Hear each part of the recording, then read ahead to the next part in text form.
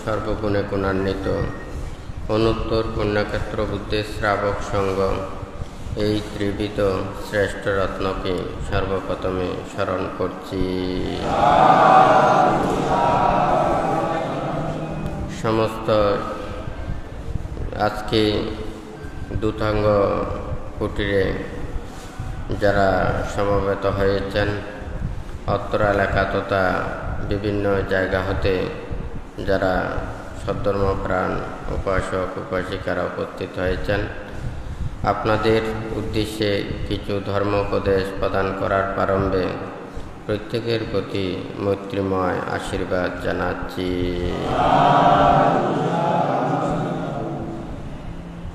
যেই ধর্ম আদিতে কল্যাণ, মধ্যে কল্যাণ এবং পর্যাবসানে কল্যাণ, যেই ধর্ম শ্রবণের মাধ্যমে সর্বদুঃখ থেকে মুক্তি লাভ করা যায়, সেই বিরাটময় ধর্ম শ্রবণের পূর্বে ত্রিরত্নের প্রতি শ্রদ্ধা উৎপন্ন করুন। কর্ম ও কর্মফলকে বিশ্বাস রেখে নীরবে প্রত্যেকে ধর্ম শ্রবণ করুন।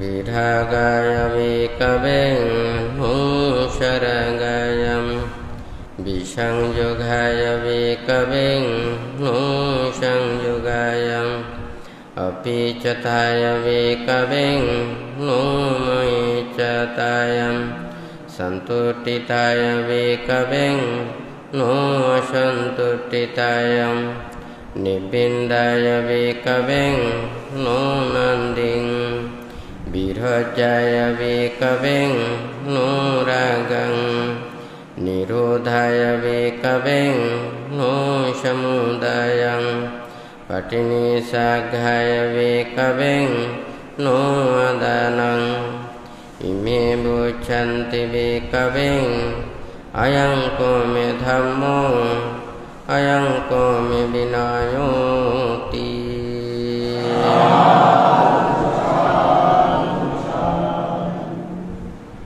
এখানে বুদ্ধ যে বিরাগের কথা বলেছেন, সংযোজন চিহ্নের কথা বলেছেন, অল্পেচ্ছুতা চেতনা, সন্তুষ্টিতা, অনাসক্ত, নির্লোভ, নিরোধ এবং পরিত্যাগ, এই নির্বাণ সাক্ষাতের জন্য উপদেশ দিয়েছেন, যাহা দ্বারা বিরাগ চেতনা উৎপন্ন হয়, সরাগ উৎপন্ন হয় না, সংযোজন চিহ্নের জন্য উৎপন্ন হয় এবং সংযোজন সৃষ্টির জন্য নয়, অল্পেচ্ছুতা উৎপন্নের জন্য এবং উচ্চাবিলাসী চেতনা উৎপন্নের জন্য নহে, সন্তুষ্টিতা উৎপন্নের জন্য, অসন্তুষ্টিতা চেতনা উৎপন্নের জন্য নহে,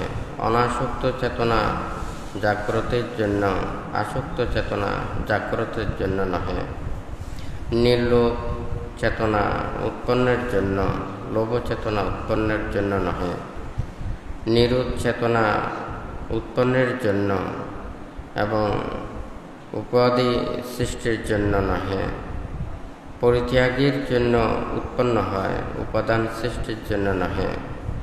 এই যে যাহা রূপ দ্বারা, শব্দ দ্বারা, যে কর্ম দ্বারা এই চেতনাগুলো উৎপন্ন হয় বা মনের মধ্যে ইচ্ছে উৎপন্ন হয়, বুদ্ধ বলেছেন, ইমে বুচ্ছান্তি বিক্ষোভে আয়ং কৌমে ধম্ম আয়ং কৌমে বিনয়ং, এটাই আমার ধর্ম, এটাই আমার বিনয়। তাহলে ধর্ম এবং এই বিনয় সম্পর্কে বুদ্ধ যেভাবে কথাটা বলেছেন, এখানে ধর্ম এবং বিনয়, ধর্মটা উপদেশ এবং বিনয় নীতি, আর এই ধর্মকে সূত্র এবং অভিধর্ম ব্যাখ্যা করেছেন, আর এই বিনয়ে নীতির মধ্যে শীল বিনয় সম্পর্কে দেশনা প্রদান করেছেন। তো এখানে বান্তে যেই গাথাটা বলেছেন। এই গাথায় সর্বপ্রথমে বিরাগের কথা রয়েছে। এখানে আজকে শুদ্ধ তৃতীয় সপ্তাহ। এই বিরাগ চেতনা উৎপন্ন করার জন্য একটা পরিবেশের প্রয়োজন, একটা ইচ্ছা বা চেতনা, এই মানসিকতা, মন মানসিকতা, শিক্ষা এবং সৎ আচার্য প্রচেষ্টা এবং কল্যাণ মিত্রের সাহচর্য, এগুলো একটার সাথে একটা জড়িত।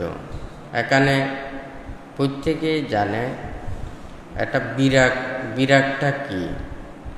বিরাগটা হচ্ছে নিজের মনের মধ্যে যে একটা লোভ, দেশ, মোহ, হিংসা, বিদ্বেষ যেগুলো জাগ্রত হয়, এই বিরাগ চেতনার মাধ্যমে এগুলো সব তিরোহিত হয়ে যায়।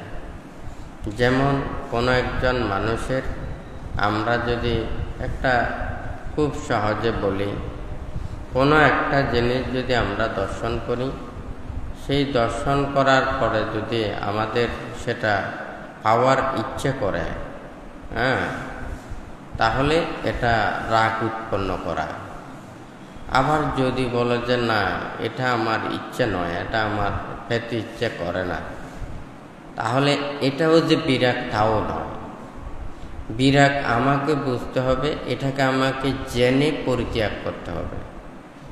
জেনে যদি পরিত্যাগ না করে, তাহলে সেটা কখনো বিরাগ হতে পারে না। সেই জন্য পান্তে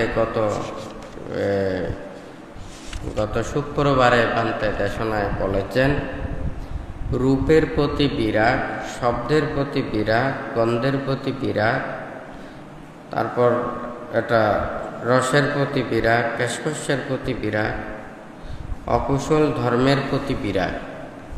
এই বিরাগ দ্বারা বিরাগ চেতনা নহে।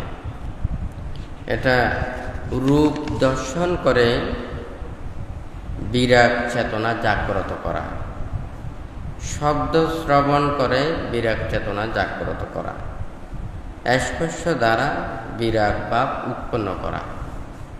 এখানে এই তিনটার মাধ্যমে বিরাগ চেতনা উৎপন্ন হতে পারে। বাকি এখানে যেটা রস, তারপর গন্ধ, এগুলো দিয়ে বিরাগ চেতনা উৎপন্ন করতে পারে না। আবার মনের মধ্যে বিরাগ ভাব উৎপন্ন করে, বিরাগ শব্দ, বিরাগ রূপ, এগুলো মনে চিন্তা করে, তাও বিরাগ চেতনা উৎপন্ন করতে পারে। তো এখানে এই কথাটা কিন্তু আজকে আর একটু বানতে দেশনা করবে। যেহেতু রূপের প্রতি বিরাগ, আবার ভান্তে এইদিকে বলেছেন যে কি, রূপ দর্শন করে বিরাগ চেতনা জাগ্রত করা। তো এই গত শুক্রবার ভান্তে একটু করে এটা বলেছেন, এটা মানসিকতা উৎপন্ন করা। কারণ এই রূপটা মানে কি, আপনি যদি একটা মৃত বাড়িতে যদি ওখানে কেহ যায়, আসলে ওই জায়গায় কারো হাসি বা আনন্দের এটা আসে না। কেউ যদি হাসে কিংবা আনন্দ করে, এটা মানুষেরা কি মনে করবে, এটা খারাপ মনে করবে। কারণ সেই বেদনা বিদুর জায়গাতে, যেমন একজন মানুষের সব সময় সেটা কি, ওটা কান্না বিদুর হয়, মর্মান্তিক বেদনা, দুঃখ, এগুলোর মধ্যে মানুষের এটা আনন্দ অনুভব হয় না। তো এটা রূপ দর্শন করে বিরাগ জাগ্রত করা।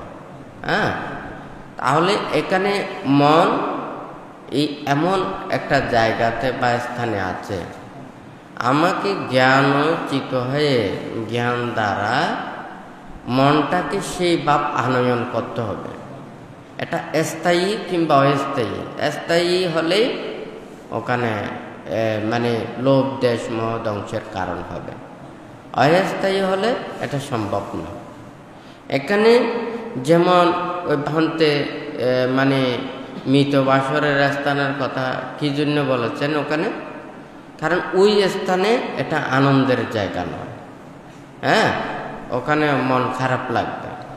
আবার কোনো কোনো স্থান প্রমত্তকর জায়গা আছে, ওই জায়গায় গেলে ওই রূপ দর্শন করলে ওখানে চিত্ত প্রমত্ততা উৎপন্ন হয়, লোভ দেশ মোহ এগুলো উৎপন্ন হয়, যেগুলো দর্শন করলে হিংসা উৎপন্ন হয়।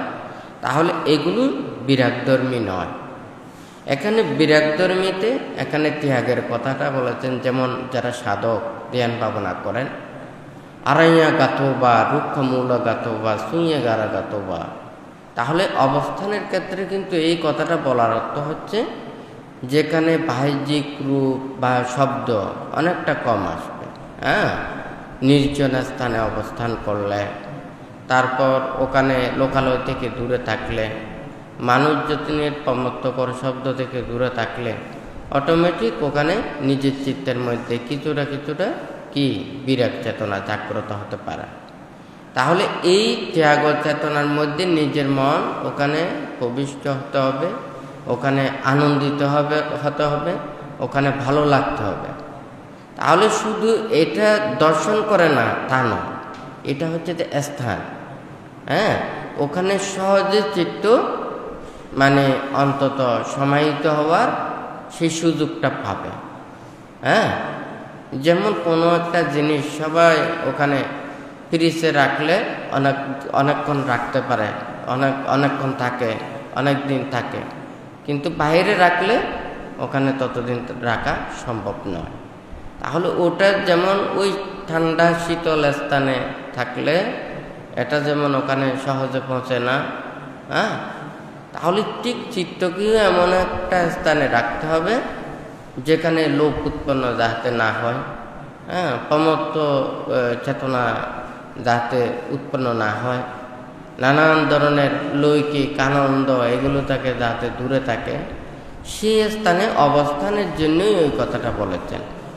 তবে যদি ওখানে সে নির্জনতায় অবস্থান করে, নিজের চিত্তের মধ্যে যদি ওখানে ত্যাগের চেতনা না থাকে, মনে মনে খারাপ চিন্তা করে, খারাপ কিছু দর্শন করে, খারাপ কথা ভাবে, তাহলে সেটা কিন্তু ওখানে কখনো সম্ভব নয়।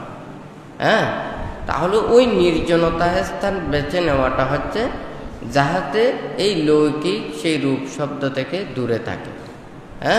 দূরে অবস্থানের জন্যই এই স্থানগুলোর কথা বলেছেন, আড়াইয়া গাতোবা, রুক্ষ মূলা গাতোবা, সুইয়া গারা গাতোবা। তো একটা গাড়ি যেমন চালাতে হলে যেখানে জঞ্জাল, যেখানে যানজট বেশি, তাহলে ওই জায়গাতে কিন্তু গাড়ি চালাতে কষ্ট হয়। আর যেখানে ফ্রি থাকে, এত বেশি কোনো যানজট থাকে না, ওখানে যেমন অনায়াসে গাড়ি চালাতে সহজ হয়।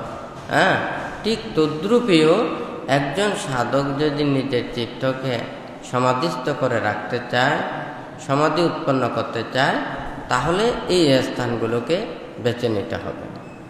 তবে যারা যদি এই স্থানগুলো না পায়, তাহলে স্ব স্থানের মধ্যে যে যতটুকু পারে নিজের প্রচেষ্টা চালাতে হবে। তবে সবাই যে ওখানে অরণ্যে পারবে তাও নয়, বা বৃক্ষমূলে বা কোলা আকাশতলে এগুলো না পারলেও যাদের সম্ভব তাদের ভালো। আর যদি যাদের সম্ভব নয়, যার যে পরিবেশে তাকে যতটুকু পারে ওখানে প্রচেষ্টা চালাতে পারে। যেমন এখানে আনতে সেই কথাকে এখানে রূপ দর্শন করে বিরাগ চেতনা জাগ্রত করা। আবার যেই শব্দ শ্রবণ করে বিরাগ চেতনা জাগ্রত করা। তাহলে বিরাগমুখী ধর্ম শ্রবণ করতে হবে, যেগুলো শ্রবণ করলে মনের মধ্যে বিরাগ ভাব জাগ্রত হয়, সেই শব্দ শ্রবণ করতে হবে, সেই কথা শুনতে হবে, সেই ধর্ম শুনতে হবে। এখন যদি যেই ধর্ম শ্রবণ করলে, যেই কথা শ্রবণ করলে মানুষের রাগ উৎপন্ন হয়, হিংসা উৎপন্ন হয়, বিদ্বেষ উৎপন্ন হয়, চিত্ত শান্ত হয় না, সন্দেহ উৎপন্ন হয়, তাহলে এই শব্দ কিন্তু বিরাগমুখী নয়। তাহলে এই যে বুদ্ধির ধর্ম শ্রবণ করতে করতে ওনারা কি মানে জ্ঞান লাভ করেছে, তাহলে সেই ধর্ম কেমন ছিল, কিভাবে ছিল, এবং যারা শ্রোতা সেই ধর্মগুলোকে সাথে সাথে উপলব্ধি করতে পারতেন। মানে কথা আর মনের সংযোগটা হতো। আর এই কথার সাথে মনের সংযোগ না হলে এটা মানে বোঝা সম্ভব নয়।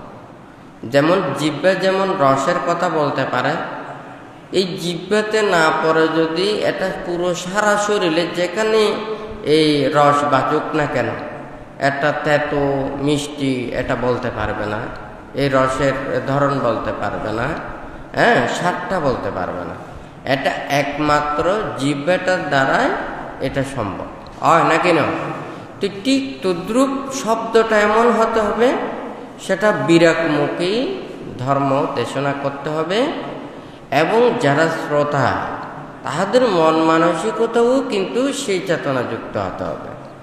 যখন এই ধর্ম উপদেশ এবং মনের সাথে যখন সেটা সংযোগ হবে, তখনই এটা প্রজ্ঞা উৎপন্ন হবে। তো ভান্তে ওখানে কয়েকদিন আগেও দেশনায় বলেছেন, তাহলে একটা ম্যাচের মধ্যে বাক্সেও কিন্তু আগুন নেই, কাঠিতেও কিন্তু আগুন নেই, এই দুইটার সংঘর্ষ হলে কিন্তু ওখানে আগুন উৎপন্ন হয়। তাহলে এই ধর্ম উপদেশ যেটা শ্রবণ করা, এটা মনের মধ্যে এটা ধর্ম প্রবিষ্ট হওয়া, মনের সাথে লাগা, মনের সাথে লাগলে মনের সাথে সাথে সাথে মনের সাথে মিললে তখন এই ধর্মটা কি ওখানে সে উপলব্ধি করতে পারে। যেমন মনে করুন অনেকটা একটা গাড়ি স্পিডে চলে যায়, আপনি তো ওখানে ক্যামেরা মনে করেন ছবি তুলতে চান, তাহলে ওখানে তো বসা আছে, যেই সময় যাবে সাথে সাথে কিন্তু ক্যাপচার করতে হবে, হয় নাকি না? এটা যদি মানে কয়েক সেকেন্ড একটু একটু ব্যতিক্রম হলে কিন্তু ওই জায়গায় কিন্তু ওটা থাকবে না, হয় নাকি না? তাহলে এই ধর্ম এইভাবে মানে সেটা মনের সাথে সেটা মিলতে হবে। এখন মনে করুন ধর্ম কথা শ্রবণ করছেন, এটা মনের সাথে কিভাবে লাগাবে? আপনার মন এটা ভাঙতে বলেছেন, যত বেশি মন পরিষ্কার হবে তত বেশি ধর্মটা উপলব্ধি হবে।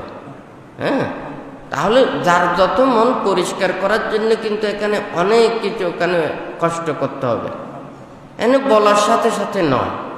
এ ধর্ম শ্রবণ করছেন, নির্বাণের কথা, চতুরার্য সত্যের কথা, আর্যষ্টাঙ্গিক মার্গের কথা, কে কোন দিকে শুনতে, মানে সবাই তো শুনতে পাচ্ছে না তা নয়, অনেকেই দেশনা করতেছে, সবাই শুনতেছে, কিন্তু এখন মন কিভাবে পরিষ্কার, এটা হচ্ছে বিশ্বাস করা, আচরণ করা।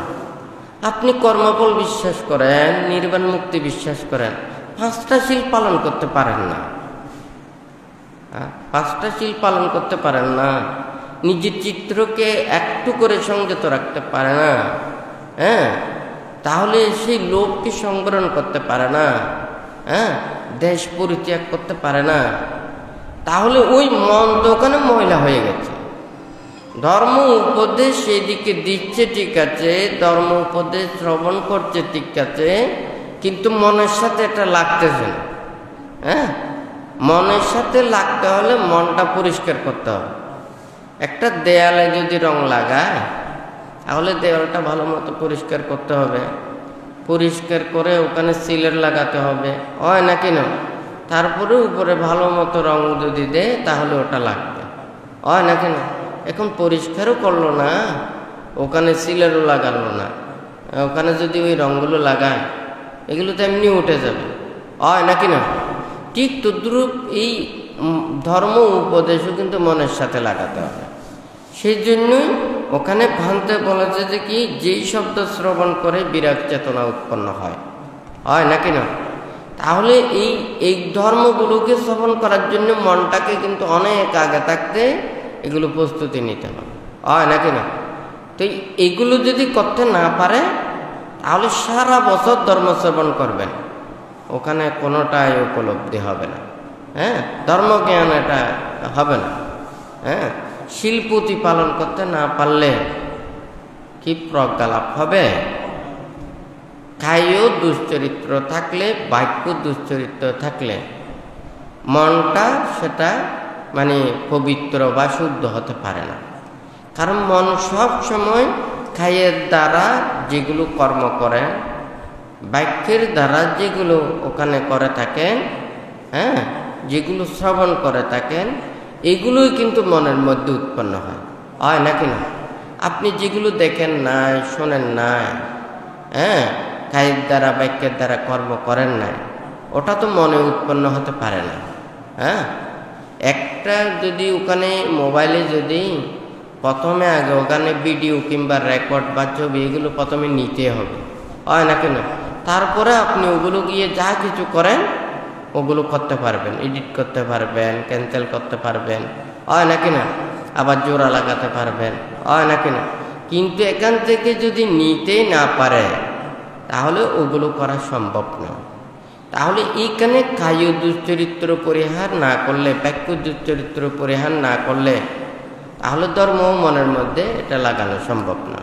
তো ভান্তে বলেছে যে কি, একটা জিনিস সেটা পরিশুদ্ধ, ভালো, শুদ্ধ আছে, কিন্তু আপনি যে পাত্রে নিচ্ছেন এই পাত্রটা যদি ময়লাযুক্ত হয়, যেটা দিয়ে নেবেন ওটাও যদি ময়লাযুক্ত হয়, চামচটা যদি ময়লাযুক্ত হয়, তাহলে ওই শুদ্ধ জিনিসও যদি আপনি নেন, ওই ময়লা চামচ ভেজে পাত্রের ময়লা পাত্রে রেখে ওই ভালো জিনিসও ওখানে ময়লা হয়ে যাবে। ঠিক তদ্রূপ কায় দুশ্চরিত্র থাকলে, বাক্য দুশ্চরিত্র থাকলে সেটা মন কোনোদিন পবিত্র হতে পারে না, মন শুদ্ধ হতে পারে না। কায়ও শুদ্ধ করতে হবে, বাক্যও শুদ্ধ করতে হবে, মনেরও পবিত্রতা, শুদ্ধতা আনতে হবে। মনের যে কলুষতা, ৬২ প্রকার মিথ্যে দৃষ্টি, দশ সংযোজন, হ্যাঁ, ক্লেশ, অবিদ্যা, তৃষ্ণা, লোভ, দেশ, মোহ, এগুলোর স্থানটাই হচ্ছে যে মন।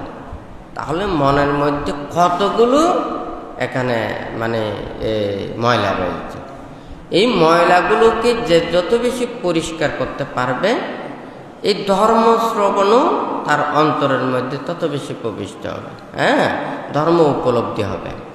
এখন বুদ্ধির ধর্ম শ্রবণ করার সাথে সাথে তাহাদের যে মনের মধ্যে পাপ, হ্যাঁ, এই ক্লেশ, অবিশ্বাস, হ্যাঁ, এই যে একটা অশ্রদ্ধা, হ্যাঁ, এগুলো সব কিন্তু এই শ্রদ্ধার দ্বারাই সব কিছু দূরীভূত করে, হ্যাঁ।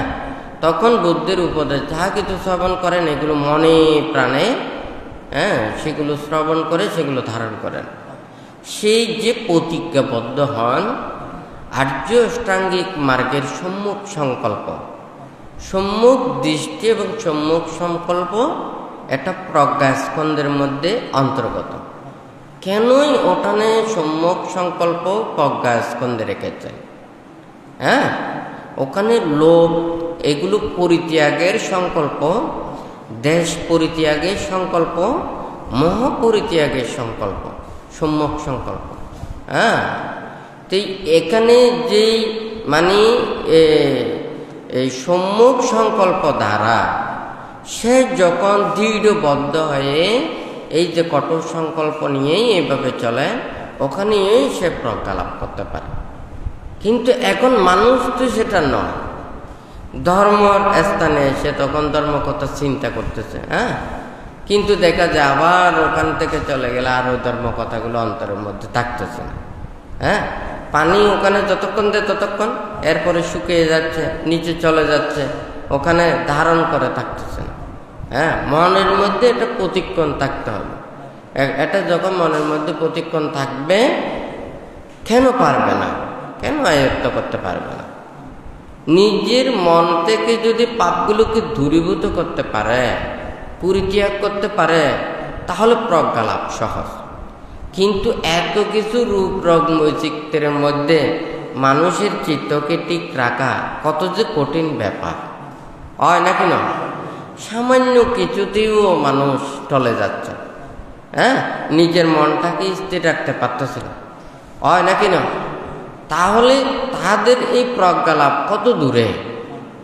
বুদ্ধ বলেছে যে কি, যেমন মনে করুন ওখানে যারা মানে নিজের কায়কে পরিশুদ্ধতা রাখতে পারে, বাক্যের পরিশুদ্ধতা রাখতে পারে, মনের যত কালিমা এগুলোকে যদি দূরীভূত করতে পারে, সে যদি দিনে নেও যদি দিনে খায়, তার মনের মধ্যে কোনো দুঃখ থাকবে না, ভয় থাকবে না, মানে কোনো ধরনের কষ্ট থাকবে না। কেন থাকবে না? কোনো মানুষ যখন কায়ের দ্বারা দুষ্কর্ম করে, বাক্যের দ্বারা দুষ্কর্ম করে, অপরাধ করে, মনে যখন খারাপ চিন্তা উৎপন্ন হয়, তখন সে তার চিত্তকে স্থির রাখতে পারে না। যেমন আপনার যদি অনেক অন্যায় করেন, অপরাধ করেন, সব সময় মন ভয় ভয় কাজ করবে। কিন্তু আপনার যদি শীলে প্রতিষ্ঠিত হয়, মানে শীল প্রতিপালন করে, সমাধি উৎপন্ন করে, তাহলে চিত্ত সমাধিস্থ, কায়ও বিশুদ্ধ, বাক্যও বিশুদ্ধ। তখন সে ধর্ম চিন্তা করলে, ধর্ম কথা ভাবলে, ত্যাগ অনুশীলনের কথা ভাবলে, প্রজ্ঞার কথা ভাবলে খুব সহজে আয়ত্ত করতে পারবে। তো এখানে বুদ্ধ সেই কথাটা এখানে বলেছে। এই বিরাগটাই যে এখানে বানতে যে বলেছেন, বিরাগের সংজ্ঞায় কথাটা ওটা বলেছেন কি, মানে সাব্বা সংখারা সমাতো সাব্বু পাতিপাটি নিঃসাগ্য থানাহা কায়ো বিরাগো নিব্বানান্তি। এখানে সাব্বা সংখারা সমাতো, সকল সংস্কারকে এটা উপশম করা। এখানে সংস্কার উপশম করা মানে কি? অর্থাৎ আবিজ্য পাচ্ছয় সংকারা, অবিদ্যার দ্বারা সংস্কার উৎপন্ন হয়। তাহলে বিদ্যা উৎপন্ন করতে হবে।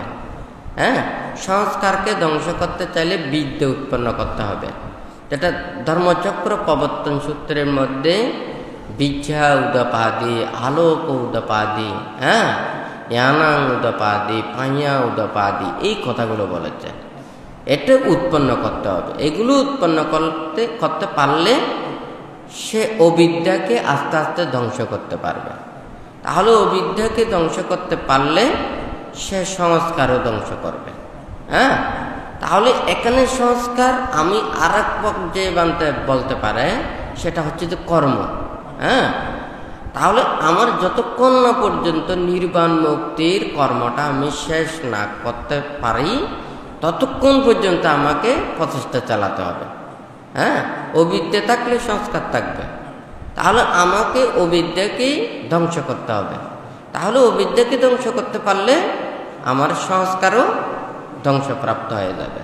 তো এখানে বলেছে যে সাব্বা সংখার সমাত, সকল প্রকার সংস্কারকে উপশম করা।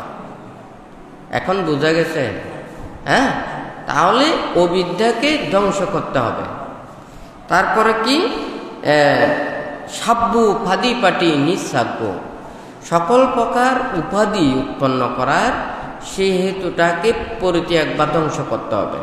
সেই উপাধি কি? উপাদান। যেমন জন্ম নিরোধ, ভব নিরোধ। তো জন্ম নিরোধ, ভব নিরোধ আমাকে যদি করতে চায়, তাহলে আমাদের উপাদানটা শেষ করতে হবে। সেই উপাদানটা হচ্ছে সক্রিয়। একটা বীজ যেমন পরিপক্ক হলে সে পরিপক্ক বীজ আবার কিন্তু গাছে রূপান্তরিত হতে পারে, ঠিক তদ্রূপ যা কিছু এখানে কর্মের মধ্যে চোখের দ্বারা দর্শন করা, কানের দ্বারা শ্রবণ করা, যা কিছু কায়ের দ্বারা, বাক্যের দ্বারা কর্ম সম্পাদন করে, এইগুলো যদি উপাদান সৃষ্টি হয়, এটা যদি পুনঃ আবার আসে। এখানে কিছুদিন আগেও পান্তে দেশনায় বলেছেন, এখন যেমন কাউকে যদি এখানে বসে থাকতে বলি, কিন্তু আপনারা বসে থাকতে পারবেন না, আপনাদেরকে যেতে হবে। কোথায় যেতে হবে? যেখানে যেখানে আপনারা কাজ করেন, যেখানে যেখানে মনটা আটকাইয়ে রেখেছেন, ওখানে যেতে হবে, হয় নাকি না? অর্থাৎ যেখানে যেখানে আপনার উপাদান আছে, সেখানে আপনাকে যেতে হবে। তো এখানে সেই উপাদানটা কি করে? ভব সৃষ্টি করে। তাহলে এই ভবটা পুনঃ পুনঃ জন্ম, সেটা নিয়ন্ত্রণ করে, অর্থাৎ জন্ম লাভ করতে হবে এবং বিভিন্ন প্রাণীকুলে জন্ম নিয়ে আপনাকে দুঃখ পেতে হবে। তো উপাদানকে ধ্বংস করতে পারলে ভব নিরোধ হবে। তো ভব নিরোধ হলে জন্ম নিরোধ হয়ে যাবে, হয় নাকি না? তো সেই জন্যই এখানে বলেছে যে কি সাব্বু পাদে পাটি নিঃসাগ্য থানাহা খায়ো বিরাগ, তৃষ্ণার ক্ষয় সাধন করতে হবে, লোভ দেশ মোহকে ধ্বংস করতে হবে। তাহলে সংস্কারকে ধ্বংস করতে হবে, উপাদানকে ধ্বংস করতে হবে, তারপর এখানে সর্বপ্রকার লোভ দেশ মোহ তৃষ্ণাকে ধ্বংস করতে হবে। এগুলোকে ধ্বংস করে যখন বিরাগ চেতনা জাগ্রত হবে, সেই বিরাগই কি নির্বাণে পতিত হবে, অর্থাৎ নির্বাণ উপলব্ধি করতে পারবে।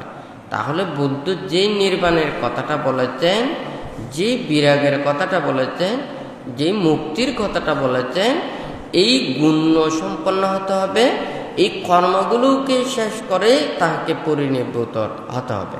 হ্যাঁ, তো এখন এগুলোকে যদি সে করতে না পারে তাহলে এটা নির্বাণ নয়।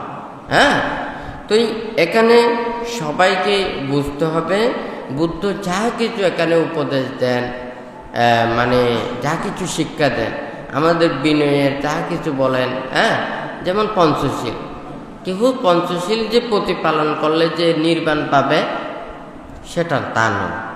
এটা মাত্র প্রতিটা মানুষের ওই চলার বা শিক্ষার প্রাথমিক মানে সৎ উপদেশ। হ্যাঁ, অনেক ভালো মানুষ আছে, অনেক বিভিন্ন ধর্মের আছে, ওনারা এই পঞ্চশীল প্রতিপালন করেন। হ্যাঁ, ওনাদের কিন্তু ওই শীল চেতনা নেই বটে। এখানে কিন্তু এটা বাড়তে হবে, ত্যাগের চেতনার দিকে যেতে হবে। যেমন পঞ্চশীলের চাইতে অষ্টশীল আরো বেশি ত্যাগের, সে ভোগ ত্যাগ করতেছে, প্রমত্ততা পরিত্যাগ করতেছে। হ্যাঁ, এর চাইতে আরো 10 শীল, তারপরে 227 শীল, এছাড়া দূতাঙ্গশীল। এটা হচ্ছে যে নিজের কায়ুর দুশ্চরিত্র, বাচনিক দুশ্চরিত্র, এগুলোকে কি পরিহার করার জন্য প্রচেষ্টা। তাহলে যে যত বেশি শীল প্রতিপালন করে, বিনয় রক্ষা করে, মানে ধ্যান সমাধি করবে, মুক্তির জন্য প্রচেষ্টা চালাবে, সে তত বেশি ওখানে নির্বাণের কাছে যাবে, মুক্তির কাছে যাবে। আবার কেউ যদি বলে যে না, আমি যদি শীল প্রতিপালন না করি, বিনয় প্রতিপালন না করি, শুধু ধ্যান ভাবনা করি, হ্যাঁ, তাহলে ওটার দ্বারা যে সেটা প্রজ্ঞা মানে স্থিত হবে তা নয়। প্রজ্ঞা স্থিত হবে, এটা এই বিনয়গুলোকে রক্ষা করতে হবে। যেমন পাতিমোক্ষ শব্দের অর্থ হচ্ছে যে যেই শীল প্রতিপালনের মাধ্যমে প্রতিনিয়ত মোক্ষের দিকে নিয়ে যায়, সেটা হচ্ছে যে পাতিমোক্ষ। এখানে যেগুলো দ্বারা লোভ উৎপন্ন হয়, হ্যাঁ, তো এখন তো যারা গৃহী, ওনাদের তো অনেক প্রকারের কত কর্মব্যস্ততা, কত কিছু চিন্তা করতে হয়। হ্যাঁ, এরপরে যখন মানে সংসার ত্যাগ করে ব্রহ্মচর্য জীবনে আসে, তখন এই দিকে নানান কিছু এগুলো মানে লিপ্ত থাকতে পারে না। পরে যেগুলো চতুর্প্রত্যয়ের এগুলো থাকতে হয়। হ্যাঁ, তাহলে এই চতুর্প্রত্যয়ের এগুলো যাতে কোনো ধরনের এগুলোর প্রতি লোভ উৎপন্ন না করে, এগুলোর প্রতি আসক্তি উৎপন্ন না করে, এগুলো পরিত্যাগ করে, সে যখন ওখানে অনাসক্তভাবে সে ধ্যান সমাধিতে রত থাকবে, নির্জন স্থানে অবস্থান করে ধ্যান সমাধি করবে, তাহলে অনায়াসেই সে কি ওখানে প্রজ্ঞা লাভ করতে পারে। হ্যাঁ, যেমন একটা রাস্তায় ওখানে চলতে হলে আপনার গাড়িটা ঠিক থাকতে হবে, হয় নাকি না? আপনার প্রতিটা রাস্তায় ওখানে কতগুলো আইন কানুন আছে, এগুলো মেনে চলতে হবে। এখানে সাইট আছে, সাইট অনুযায়ী চলতে হবে। তাহলে ওখানে যত কিছু, যেমন মনে করুন স্পিড ব্রেকার আছে, ওখানে বাঁকা হলে ওখানে দিক নির্দেশনা আছে, কোনো জায়গায় ঝুঁকিপূর্ণ হলে ওগুলো লেখা আছে। এই এতগুলো যেগুলো ওখানে নির্দেশনা, এই নির্দেশনাগুলোকে যদি যথাযথভাবে ও প্রতিপালন করে, হ্যাঁ, আর যদি গাড়িটা যদি ভালো মতে সাবধানে চালায়, তাহলে অ্যাক্সিডেন্ট হবে না। হ্যাঁ, তাহলে অনায়াসে সে মানে অতিক্রম করতে পারবে। ঠিক তদ্রূপ ওখানে যেমন এতগুলো নির্দেশনা, এগুলো যেন প্রতিটা নির্দেশনা কার্যকারিতা আছে, প্রতিটা নির্দেশনার কিন্তু ওখানে ফলাফল আছে, হয় নাকি না? এই নির্দেশনাগুলোকে মেনে না চললে কিন্তু যে কোনো মুহূর্তে বিপদ হতে পারে, দুর্ঘটনা হতে পারে। ঠিক তদ্রূপ এই শীল বিনয় নিয়ম নীতিও কিন্তু ওখানে নির্দেশনার মতো। হ্যাঁ, রাস্তা দিয়েছে যে কি, ওটা গাড়ি চালানোর জন্য। সেই গাড়িটা রাস্তায় না চালাই যদি বিলের মধ্যে ফেলে দেয়, বিলে দিয়ে যদি চালাতে চায়, সে চালাতে পারবে? তাহলে রাস্তাটা দিয়েছে গাড়ি চালানোর জন্য, নানান কিছু নিয়ম নীতি যেগুলো দিয়েছে ওই দুর্ঘটনায় এড়িয়ে থাকার জন্য, নাকি না? ঠিক তদ্রূপ এখানে বিনয় নীতিও শীল বিনয় এভাবে দিয়েছেন যাহাতে ওর চিত্ত ধ্যানমুখে থাকে, নির্বাণ মুক্তি থাকে, ত্যাগমুখে থাকে। সেই জন্যই এখানে নানাবিধ শীল বিনয়গুলো দিয়েছেন। আর এই শীল বিনয়গুলোকে যদি প্রতিপালন না করে, যে কোনো মুহূর্তে অ্যাক্সিডেন্ট করবে, নাকি না? যে কোনো একটা জিনিসের সাপোর্টের জন্য উপরে অনেকটা কিছু ওখানে লেবেল দেয়, হ্যাঁ, মলাট দেয়, হ্যাঁ, যাহাতে ওটা মানে সেফ থাকে। হ্যাঁ, কারেন্টের তার আছে না, তাহলে তারগুলোকে আবার উপরে কেবল দেয়, নাকি না? তাহলে উপরে যদি আরো একটা যদি মোটা কেবল দেয়, তাহলে ভিতরের মানে এই তারগুলো সেফ থাকবে, নাকি না? আর যদি মনে করুন বাইরের ওটা যদি না থাকে, তাহলে দেখা যাবে যে ওটা যে কোনো একটু করে টান খেলে কিন্তু ওটা ছিঁড়ে যাবে, নাকি না? তাহলে ওই ভিতরের তারটাকে সেফের জন্য ওখানে বাইরের কেবলগুলো দিয়ে থাকে, নাকি না? তো ঠিক তদ্রূপেও এই শীল বিনয় নিয়ম নীতিও কিন্তু নিজের মন যাতে ওখানে পাপের দিকে যেতে না পারে, সেই জন্য এগুলো দিয়েছে। এখন এইগুলোকে যদি অমান্য করে শুধুমাত্র ওখানে যদি প্রচেষ্টা চালায়, এটা কিন্তু দীর্ঘস্থায়ী হয় না, নাকি না? তাহলে সবাইকে বুঝতে হবে এই শীল বিনয় নিয়ম নীতিগুলো দিয়েছে যে বুদ্ধ সহজে নির্বাণ লাভের জন্য, মুক্তি লাভের জন্য, তাহলে সেই উপদেশগুলো এখানে দিয়েছেন। তা আজকে বান্তে যে মানে গত সপ্তাহের যে কথাটা বলেছেন, মানে যাহাতে সেই রূপ দর্শন দ্বারা বিরাগ চেতনা জাগ্রত হয়, তাহলে এটাকে ধর্ম এবং বিনয় বলে জানতে হবে। যে শব্দ দ্বারা বিরাগ চেতনা জাগ্রত হয়, তাহলে সেটাকে কি ধর্ম এবং বিনয় সম্পর্কে জানতে হবে। অর্থাৎ এটাই বুদ্ধির বিনয়, এটাই বুদ্ধির ধর্ম। আপনি ধর্মস্থানে এসেছেন, হ্যাঁ, আপনার চিত্ত কলুষযুক্ত, হ্যাঁ, তাহলে ওখানে কিন্তু ধর্ম হবে না। আপনি ধর্মস্থানে নয়, একটা নির্জন স্থানে আছেন, যে স্থানে কিন্তু আপনার মন শান্ত হয়, হ্যাঁ, স্থির হয়, মনের মধ্যে লোভ দেশ মোহ এগুলো উৎপন্ন হয় না, হ্যাঁ, চিত্তের মধ্যে প্রশান্তি ভাব জাগ্রত হয়, হ্যাঁ, কোনো ধরনের কলুষ চেতনা উৎপন্ন হয় না, তাহলে ওটাও কিন্তু আপনার ধর্ম হচ্ছে, আপনার বিনয় রক্ষিত হচ্ছে। হ্যাঁ, এটা কিন্তু আমাদের নিজেকেই তো বুঝতে হবে। যেমন কোনো একজন ডাক্তার কিন্তু রোগীকে ওষুধ দেয়, তারপর কিছু ডোজ খাওয়ার পরে বলে যে মানে ওর কতটুকু উন্নতি হয়েছে কিংবা অবনতি হয়েছে এটা কিন্তু জিজ্ঞাসা করার জন্য, নাকি না? সে বলে যে আমার আর ভালো লাগতেছে, তখন কিন্তু সে আরো ওষুধ দেয়, নাকি না? বলে যে আমার খুব বেশি খারাপ লাগতেছে, আরো অন্যান্য জায়গায় খারাপ লাগে, তখন কিন্তু এটা চেঞ্জ করার জন্য চিন্তা করে, নাকি না? তাহলে এই অনুভূতি এবং সিদ্ধান্তটা কিন্তু নিজের, নাকি না?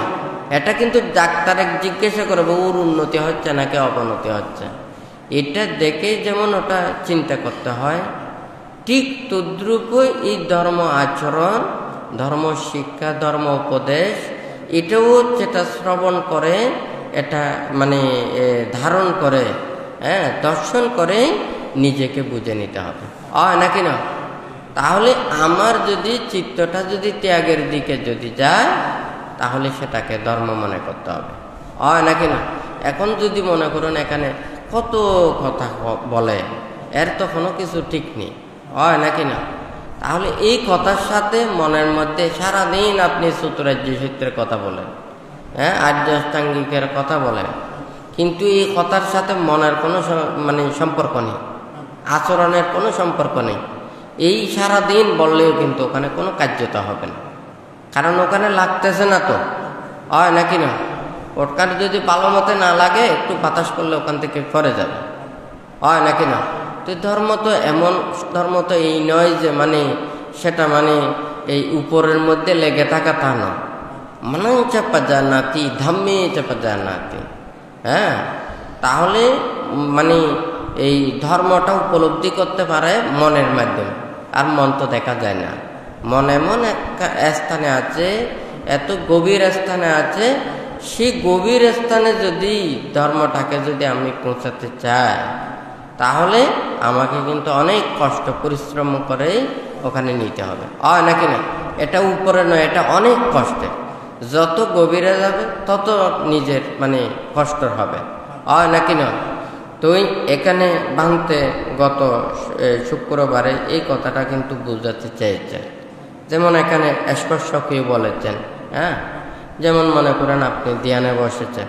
হ্যাঁ, ধ্যানে বসে যখন আপনার ধ্যান আসন সেটা যদি সুখময় হয়, তখন আপনার ধ্যান করতে আরো ভালো লাগবে, মনটাকেও স্থির করতে পারবেন। একটা সাধক যখন একটা মনোরম স্থানে, হ্যাঁ, বা নির্জন স্থানে ওর যখন সেই আসন যখন সেটা সুবিধা হয়, তখন সে কিন্তু সহজে চিত্তকে সমাধিস্থ করতে পারে, নাকি না? কিন্তু এই স্পর্শ যদি কর্কশ হয়, কষ্ট বেদনাদায়ক হয়, মনটাকে স্থির রাখা কঠিন ব্যাপার, নাকি না? তাহলে ওই পরিবেশ এটাও কিন্তু বিরাগ চেতনা জাগ্রত করতে সহায়তা করে। হ্যাঁ, কিন্তু রসগন্ধ এগুলো দ্বারা কখনো নয়।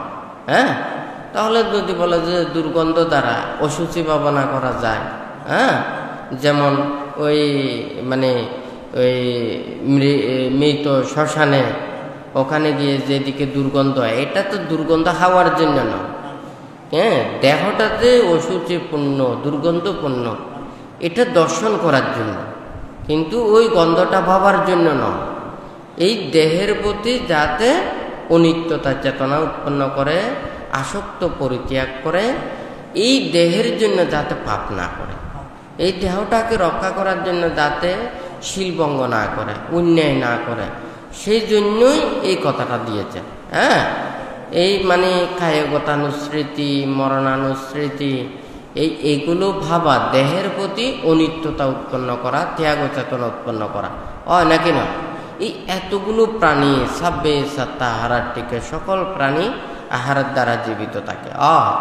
তাহলে এই আহার জোগাড় করতে গিয়ে, দেহটাকে রক্ষা করতে গিয়ে কত ধরনের পাপ করতেছে, নাকি না? তো এখন যখন সে নিজের দেহটাকে সে দুঃখপূর্ণ জানবে, তখন সে এই দেহকে লালন পালন করার জন্য সে শিলভঙ্গ করবে না, অন্যায় কাজ করবে না, পাপ কাজ করবে না। হ্যাঁ, এইগুলো না করার জন্যই এইটা ভাবনা। হ্যাঁ, আমি সারাদিন মরণানুস্মৃতি ভাবনা করলাম, কিন্তু আমার কাছে কোনো শিল নেই, বিনয় নেই, নীতি নেই, ধর্ম নেই। আমি সারাদিন রূপ রং বৈচিত্র্যের মধ্যে থাকলাম, দেহটাকে পরিচর্যা করলাম, তাহলে ওই মরণানুস্মৃতি ভাবনা কিছুই হবে না। আমি এটাকে আরামে রক্ষা করেছি, ওইদিকে কিন্তু মুখে মরণানুস্মৃতি ভাবনা করতেছি, তাহলে কিন্তু এটা মরণানুস্মৃতি ভাবনা না। হ্যাঁ, মরণানুস্মৃতি ভাবনা নিজের জীবনের যতক্ষণ মৃত্যু না হয় ততক্ষণ পর্যন্ত নিজের জীবনকে সুন্দরভাবে রাখার জন্য আমাদের সবাইকে মৃত্যুবরণ করতে হবে। তাহলে আমার যতদিন পর্যন্ত সময় আছে, সেই সময়গুলোকে আমি ভালো কাজে যাতে মানে রাখি, হ্যাঁ, ভালোভাবে রাখি। তাহলে যতদিন পর্যন্ত মানে আমার একটা সময় যাচ্ছে, আমার দিন কমে যাচ্ছে, সময় কমে যাচ্ছে, তাহলে আমার মৃত্যুর কিন্তু যত সময় যাচ্ছে মৃত্যুর মুখোমুখি হচ্ছে। তাহলে ওই মরণানুস্মৃতি ভাবা মানে কি? নিজের সময়কে মূল্যায়ন করা, দুর্লভ মানব জীবনকে ভাবা, এবং প্রতিটা মুহূর্তে নিজেকে ধর্মময় জীবনে প্রতিষ্ঠিত থাকার জন্য, তাহলে ওই মরণানুস্মৃতি। আর কায়গতানুস্মৃতি, এটা এই কায়টাকে রক্ষা করার জন্য যাতে শিলভঙ্গ না করা, অন্যায় কর্ম না করা, পাপ না করা, মিথ্যে দৃষ্টি কর্ম এগুলো না করা, তাহলে এই দেহের প্রতি যাতে আসক্ত হয়ে অনুরক্ত হয়ে যাতে এই পাপ কাজগুলো না করে, নাকি না? তো অপরজনকে যাতে হিংসা না করে। তো এখানে সেই বিরাগ চেতনা জাগ্রত করার জন্য ভান্তে যে বলেছেন এই মন মানসিকতা এগুলো না থাকলে কিন্তু কখনো সম্ভব নয়। তাহলে এটার জন্য কয়েকটা জিনিস যেগুলো প্রয়োজন, একটা হচ্ছে যে যেমন পরিবেশ। তাহলে যে স্থানে গেলে অটোমেটিক মনটা কি ওইভাবে ত্যাগ চেতনা উৎপন্ন হয়। তাহলে আমাকে সেই পরিবেশ আমাকে নির্ধারণ করতে হবে, হয় নাকি না? তাহলে যেখানে ত্যাগের পরিবেশ আছে তাহলে সেই বিরাগমুখী পরিবেশে অবস্থান করা। তাহলে আমি যদি ওখানে অবস্থান করতে পারি, আমার সমাধি ত্যাগ অনুশীলন, তাহলে ধ্যান অনুশীলন বা মুক্তির কাজের জন্য সহজ হবে। তাহলে সেই পরিবেশ আমাকে থাকা, আর হচ্ছে যে চেতনা বা ইচ্ছে উৎপন্ন করা। আমার যদি ত্যাগ এবং মুক্তি এটার যদি চেতনাটা যদি না থাকে, ইচ্ছেটা যদি না থাকে, তাহলে আমার ওখানে যদি কেউ যদি মনে করেন আমার ইচ্ছে নেই, আরেকজনে আমাকে জোর করে নিলেও কিন্তু আমার ওখানে ভালো লাগবে না, হয় নাকি না? তাহলে আমার চেতনা থাকতে হবে, ইচ্ছে থাকতে হবে। তারপর হচ্ছে যে মন মানসিকতা, নিজের মনের মধ্যে সিদ্ধান্ত নেওয়া, মনের মধ্যে ভাবা, এটা উৎপন্ন করা। তাহলে পরিবেশ, তারপর চেতনা, ইচ্ছা, তারপর মন মানসিকতা, তারপর শিক্ষা বা সৎ আচার্য যিনি আমাকে শিক্ষা দেবেন, উপদেশ দেবেন, সেটাও কিন্তু আমাকে সেটা নির্ণয় করতে হবে, সঠিকভাবে নিতে হবে। আমার যদি মনে করুন শিক্ষক যদি উচ্চশিক্ষা সম্পন্ন নয়, উনি যদি ভালো মতো শিক্ষা নিতে না পারেন, তাহলে একজন ছাত্র কখনো উচ্চশিক্ষা সম্ভব না। কারণ মাস্টারের চাইতে বেশি তো শিক্ষা ছাত্রকে দিতে পারে না। মাস্টার যত ভালো হবে, অভিজ্ঞতা সম্পন্ন হবে, তাহলে ছাত্রকেও যতটুকু পারে ওখানে প্রচেষ্টা চালাতে পারে, হয় না কেন? তাহলে শিক্ষা এবং সৎ আচার্য এগুলোকে নির্ণয়ও করতে হবে, হয় নাকি না?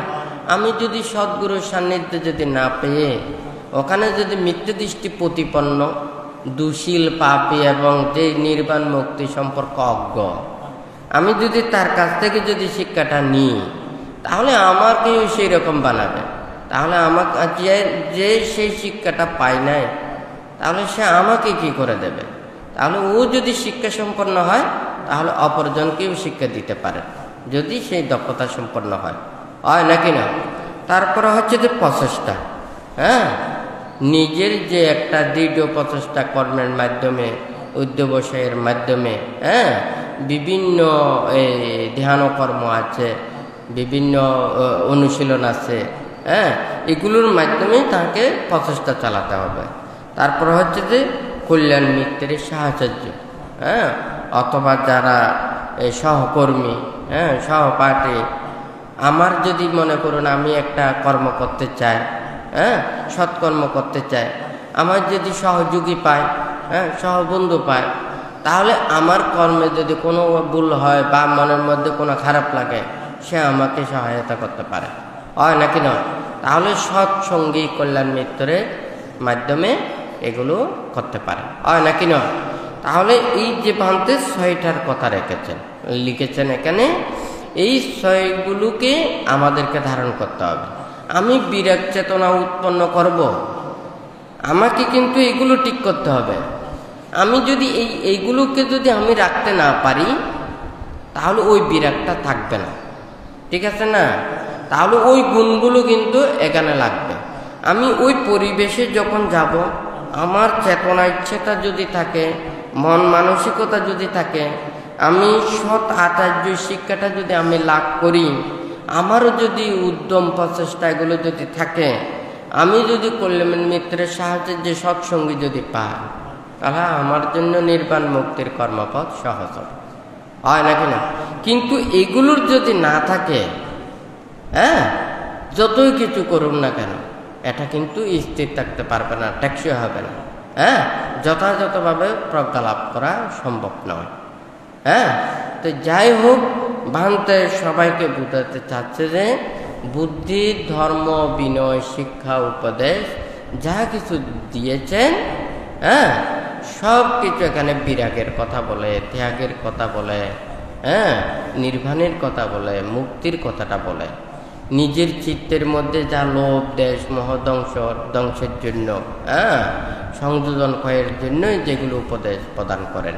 হ্যাঁ, তাহলে আমাদেরকে এটা বুঝতে হবে, আমি যে কথা শ্রবণ করে যদি আমার যদি চিত্ত যদি ওখানে এই সন্দেহ উৎপন্ন হয়, নানান কিছু উৎপন্ন হয়, এটা ধর্ম নয়। হ্যাঁ, সবাইকে এটা বানতে, যেমন কুশল অকুশল সম্পর্কে বানতে দেশনা বলেছেন। সোজা কথা, কুশলও সহজ, কুশলের মধ্যেও আছে অনেক প্রকারের। হ্যাঁ, লৌকিক কুশল আছে, লোকোত্তর কুশলও আছে। হ্যাঁ, তাহলে ওখানে কুশলের প্রথমে যেটা লৌকিক কুশল, যে কর্ম দ্বারা আমারও দুঃখের যদি কারণ না হয়, অপরজনেরও দুঃখ কষ্টের যদি কারণ না হয়, হ্যাঁ, আমারও কোনো অনিষ্ট নয়, আরেকজনেরও অনিষ্ট নয়, তাহলে এটাকে কুশল মনে করতে হবে। হ্যাঁ, যে কর্ম করে আমিও কষ্ট পাবো, অপরজনেও কষ্ট পাবে, নিজেরও ক্ষতি সাধন হবে, অপরজনেরও ক্ষতি সাধন হবে। হ্যাঁ, সেটা হচ্ছে অকুশল। আবার যদি মনে করেন অনেক কিছু তো আছে যে এই স্বাদের জিনিস, সেগুলো খেলে ভালো লাগে। হ্যাঁ, আমরা তো ওষুধপত্র খাই, অপারেশন করে, নানান ধরনের ট্রিটমেন্ট করে, এগুলো তো কষ্টদায়ক হয় নাকি না? কিন্তু এই কষ্টকে আমাদেরকে মনে করতে হবে যে কি, বিপুল সুখের জন্য আমাকে কণিক কষ্ট মানে এগুলোকে সহ্য করতে হবে। তাহলে বিপুল সুখের জন্য আমাকে কণিক সুখ পরিত্যাগ করতে হবে। তাহলে ওই কষ্ট, এটা কিন্তু নিজের বৃহৎ সুখের জন্য, বৃহৎ শান্তির জন্য হয় নাকি না? তো ঠিক তদ্রূপীও এখানে সবাইকে মনে করতে হবে, আমি যদি ওখানে অনেক কিছু মানে শুনলে, কেউ যদি মনে করেন অন্যায় করে কিংবা অপরাধ করে, ভুল করে, অটোমেটিক ওকে যদি ওগুলো যদি বলা হয়, তার মনে কষ্ট পায়। হ্যাঁ, কিন্তু এই বলাটা কিন্তু তাকে কষ্ট দেওয়া নয়, তাকে শুদ্ধ পথে আনা। তাহলে এই তাকে যদি ভুলটা ধরিয়ে দেয়া হয়, সে যদি মনে কষ্ট পায়, তাহলে কি এটা পাপ হবে? এটা পাপ হতে পারে না। কারণ সেটা যদি ওখানে হিংসে বশত হয়ে, আক্রোশ হয়ে তাকে বিপদগামী করার জন্য যদি বলে, তাহলে এটা পাপ হতে পারে। কিন্তু তার প্রতি যদি মঙ্গলকামী হয়ে, কল্যাণকামী হয়ে সে যদি তাহাকে শুদ্ধ পথে আনার জন্য যদি চেষ্টা করে, তাহলে এটা কোনোদিন সেটা পাপ হতে পারে না, অন্যায় হতে পারে না। হ্যাঁ, মাস্টারেরা ছাত্রকে ওখানে শিক্ষার জন্য ওখানে আঘাতও দিয়ে থাকে, বেত্রাঘাতও করে থাকে, হয় নাকি না? সে আঘাত দেওয়াটা কিন্তু তার লক্ষ্য নয়। হ্যাঁ, তার মধ্যে বিবেক উৎপন্ন করার জন্য, ওখানে মনোযোগ সৃষ্টি করার জন্য ও মূল্যায়ন করার জন্যই কিন্তু ওটা করে থাকে, হয় নাকি না? ঠিক তদ্রূপী সবাইকে এটা বুঝতে হবে যে কি, বুদ্ধ এখানে যা কিছু ভাবনা, উপদেশ, শিক্ষা, আমাদের মনের সাথে যুদ্ধ করে আমাকে কিন্তু মনটাকে উত্তীর্ণ করতে হবে। হ্যাঁ, তো আমার মনের সাথে যুদ্ধ যদি আমি করতে চাই, তাহলে আমাকে ভাবতে হবে, বারবার ভাবতে হবে। ওই যে ভাবতে বলেছে, আস্যো যথা ভদ্র কাসা নিবিট্টু আতা পিনু সাংবেগিনু বাবাত। হ্যাঁ, তো ওখানে যেমন কথাটা হচ্ছে যে কি, যেমন ওই মানে নিজে নিজেকে আঘাত করার। হ্যাঁ, যেমন আরেকটা গাথাতে ওখানে আছে, যেমন অশ্ব, হ্যাঁ, বেগবান অশ্ব হয় যে আঘাত মানে কি, আঘাতকে দুঃখ মনে করে। যে অশ্বকে আঘাত পেলে, কষার আঘাত দিলে সে কষ্ট অনুভব করে, সেই অশ্ব বেগবান হয়। হ্যাঁ, ওই মানে মারার ভয়ে, ব্যথার ভয়ে সে কিন্তু দৌড় মারে। কিন্তু যেই অশ্ব এই আঘাতকে ভয় করে না, হ্যাঁ, সেই অশ্ব কিন্তু বেগবান হয় না। অর্থাৎ সে মার খায়, সে দ্রুতগামী হয় না। হ্যাঁ, তাহলে মনটাকেও যদি ওখানে নির্বাণমুখী যদি ওখানে দ্রুত করতে চায়, আমাদেরকে সংবেগ উৎপন্ন করতে হবে, আমাদেরকে ভাবতে হবে। এগুলো সব মনের কাজ। হ্যাঁ, সমাধির পরে এই মনের যত সংযোজন এগুলো আছে, এগুলো সংবেগ দিয়ে মনের সাথে যুদ্ধ করে এগুলোকে ধ্বংস করতে হবে। এগুলো কোনো এখানে মারামারির না, এগুলো দৌড়াদৌড়ি না, হ্যাঁ, মানে কোন দিকে দৌড় দেবে, কোন দিকে এদিকে যাবে সেভাবে না, হ্যাঁ। এটা নিজের মনটাকে স্থির করে, এই মনের মধ্যে যত সংযোজন, ক্লেশ ও বিদ্যুৎ এগুলোকে মানে এগুলোকে অপসারণ করতে হবে। তো এইগুলোকে অপসারণ করার জন্য, ধ্বংস করার জন্যই তাকে প্রতিটি মুহূর্তেই এগুলো ভাবতে হবে, হ্যাঁ। তো এই ভাব সে ভেবে সংযোজনগুলোকে ছিন্ন করতে পারে, হ্যাঁ। তো যাই হোক, আজকে আপনারা এখানে যারা সমবেত হয়েছেন, আপনারা প্রত্যেকেই সশীলে প্রতিষ্ঠিত হয়ে বুদ্ধির এই বিরাগময় ধর্মকে উপলব্ধি করে, যাতে অচিরেই প্রত্যেকে নির্বাণ সাক্ষাৎ করতে পারে, মুক্তির কর্মপথের দিকে ধাবিত হতে পারে। এবং যতদিন পর্যন্ত নির্বাণ সাক্ষাৎ করতে না পারে ততদিন পর্যন্ত সৎ কল্যাণ মিত্র সম্যক দৃষ্টিপরায়ণ হয়ে সে শীলবান ধর্মময় জীবনের মধ্যে থেকে বুদ্ধ ধর্মের সঙ্গে স্মরণে থেকে যাহাতে প্রত্যেকে মুক্তির দিকে ধাবিত হতে পারে, প্রত্যেকে ত্রিরত্নের প্রতি শ্রদ্ধা রেখে, কর্ম ও কর্মফলের প্রতি বিশ্বাস রেখে বুদ্ধের কাছে আশীর্বাদ প্রার্থনা করে 3 বার সাধুবাদ প্রদান করুন।